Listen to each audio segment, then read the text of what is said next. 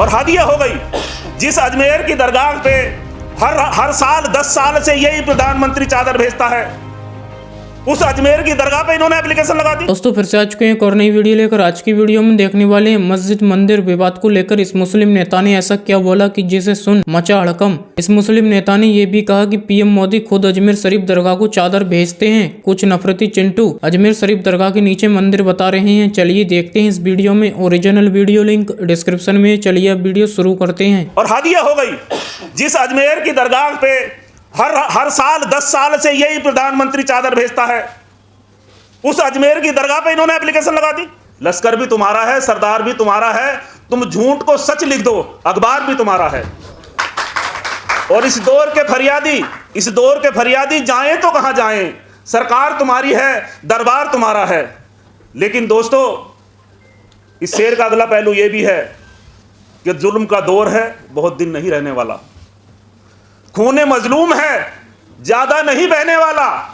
इन अंधेरों को चीरता हुआ इनकलाब आएगा। तू अगर फिरौन है तो मूसा भी जरूर आएगा, तू अगर रावण है तो राम भी जरूर आएगा, तू अगर कंस है तो कृष्ण भी जरूर आएगा। तो दोस्तों, वो दौर आने वाला है। आज की जो विपक्षी पार्टियां हैं, उनका मकसद सिर्फ यह है कि वो वोट तो ले लेते हैं, लेकिन ये नहीं कहते कि अगर मेरे किसी ने थप्पड़ मारा है तो मेहंदी हसन के थप्पड़ क्यों मारा है, थप्पड़ मारा है, ये भी कहने को तैयार नहीं। सिर्फ वोट लेते हैं, सिर्फ वोट लेने की राजनीति करते हैं। और जब कोई बात होती है तो उन्हें यह नजर आता है कि अगर हम इसके लिए कुछ कहेंगे तो ये हमसे नाराज हो जाएगा। सिर्फ ये सोच के वो लोग बैठे हैं, वोट लेने के लिए सारी बातें कर देंगे। लेकिन जब हालात ऐसे होते हैं, जब वो सरकार, जब ये बीजेपी, जब ये देश में आग लगाना चाहती है, तो ये लोग, इनके मुंह में दही जम जाती है। ये लोग नहीं बोलते। और आज तो बड़ा आसान तरीका निकाल लिया है। आज तो इतना आसान तरीका निकाल लिया कि कोर्ट एक एप्लीकेशन लेके जाओ और किसी भी बिल्डिंग को खुदवा दो, चाहे वो बड़ी मस्जिद हो, चाहे वो। और हादिया हो गई। जिस अजमेर की दरगाह पे हर साल 10 साल से यही प्रधानमंत्री चादर भेजता है, उस अजमेर की दरगाह पे इन्होंने एप्लीकेशन लगा दी। इससे ज्यादा कोई हद हो सकती है? हम किसी छोटी मस्जिद की, किसी और की जगह की बात कर सकते हैं, चलो भी हो सकता है कोई विवाद रहा हो। और हमारे साथ सुप्रीम कोर्ट के वकील बैठे हैं, हमारे साथ वीरपाल मलिक जी बैठे हैं, हमारे साथ जो कानून के जानकार है वो बैठे हैं। जब एक बात तय हो गई कि 1947 के बाद जो धर्मस्थल जिस तरह से है उसी तरह रहेगा, उसमें कोई परिवर्तन नहीं होगा, तो फिर कौन से कानून के तहत आप ये काम करते हो? न तेरा है न मेरा है, ये हिंदुस्तान सबका है। न तेरा है न मेरा है, ये हिंदुस्तान सबका है। जो न समझी गई ये बात, तो नुकसान सबका है। यहां पर मिलती हैं नदियां जो दिखलाई नहीं देती, मगर महासागर बनाने में मगर नुकसान सबका है। जय हिंद, जय भारत, खुदा। बहुत बढ़िया। देखिए, जातिगत जनगणना कराना सरकार की हम मजबूरी कर देंगे। और जातिगत जनगणना इसलिए जरूरी है कि देश में अगर विकास कराना है तो जातिगत जनगणना बहुत जरूरी है। और आप बात कर रहे हैं कि जातिगत जनगणना सरकार नहीं कराना चाहती है, तो इसका मैं आपको सीधा सीधा जवाब दे देता हूँ। इसके 3 मुख्य कारण हैं। नंबर 1, नंबर 2 सुप्रीम कोर्ट, और नंबर 3 चुनाव आयोग। सरकार को ओवर कॉन्फिडेंस है, इन तीनों चीज़ों पे उन्होंने कब्जा कर लिया है। इसलिए जनता का और लोकतंत्र का, आज के समय में लोकतंत्र का कोई भी इसमें विश्वास नहीं बचा है। लोकतंत्र को ये चाहते ही नहीं है कि हम लोकतंत्र को जिंदा रखें। यही कारण है कि वो जनता को किसी भी प्रकार का डर उनके अंदर है नहीं। लेकिन हम इस बात को फिर आश्वस्त कर रहे हैं कि चाहे बलिदान देना पड़े, लेकिन हम जातिगत जनगणना करा के रहेंगे। ओबीसी महासभा का अनेक संगठनों के साथ आज महापंचायत है। महापंचायत में हम सभी लोगों ने आह्वान किया है और हम लोग संकल्प लेंगे कि दिल्ली सहित हम पूरे भारत से हम सदस्य सारे लोग आए हैं और ओबीसी की जातिगत जनगणना, एससी की जातिगत जनगणना और सामान्य वर्ग की भी जातिगत जनगणना कराने के लिए हमने मांग की है। क्योंकि हम ये चाहते हैं कि जो 3% लोग हैं, जो 5% लोग हैं, जो 7% लोग हैं, उनकी वो हिस्सेदारी के मामले में 80% कब्जा किए हुए हैं। तो मैं ये देखना चाहता हूँ कि ऐसा क्यों है, ऐसा क्यों हो रहा है। ओबीसी के जातिगत जनगणना का मुद्दा इसलिए इम्पोर्टेंट है कि देखो, एक हमारे पास डाटा है। हमने देखा है कि राष्ट्रपति सचिवालय में कुल पद 49 हैं, जिसमें 45 सवर्ण हैं और SC ST के 4 हैं, ओबीसी का 0 है। इसी प्रकार से ये बहुत बड़ी लिस्ट है। देखिए, आप दिखा दीजिए इसको, पूरे देश को देखना होगा। ये लिस्ट है, ये लिस्ट मैंने निकलवाई है।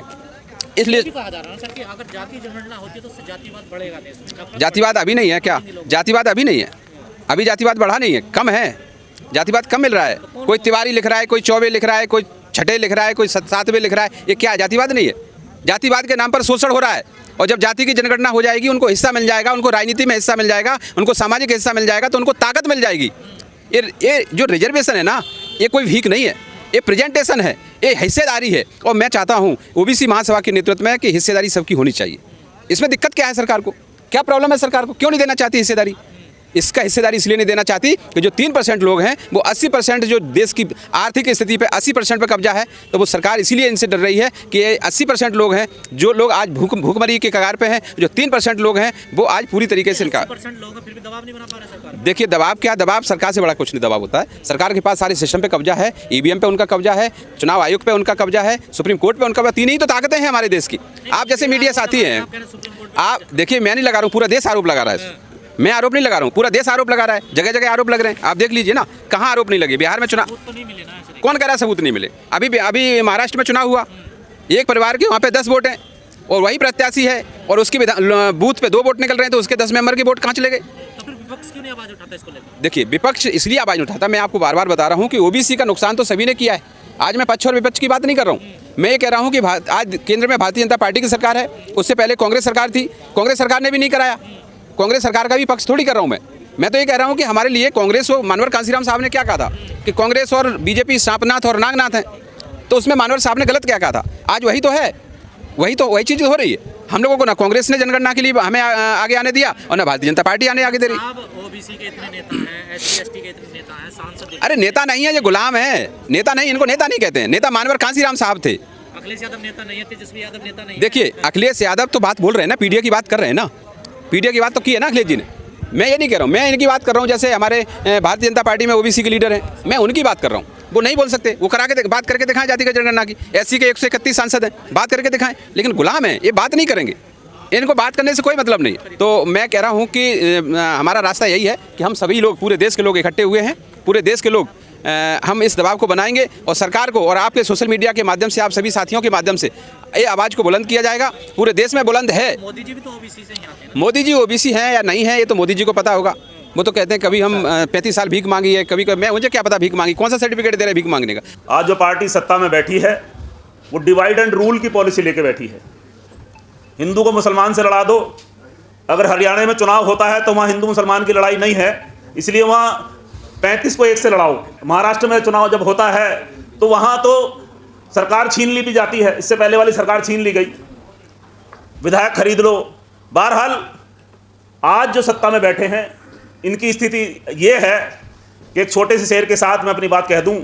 चलिए वीडियो यहीं पर ख़त्म करते हैं। अगर आप भी ऐसी वीडियो देखना पसंद करते हैं तो हमारे चैनल को जरूर सब्सक्राइब करें, वीडियो लाइक करें, वीडियो को ज़्यादा से ज़्यादा शेयर करें। थैंक्स फॉर वॉचिंग और अपनी राय कमेंट में ज़रूर दें।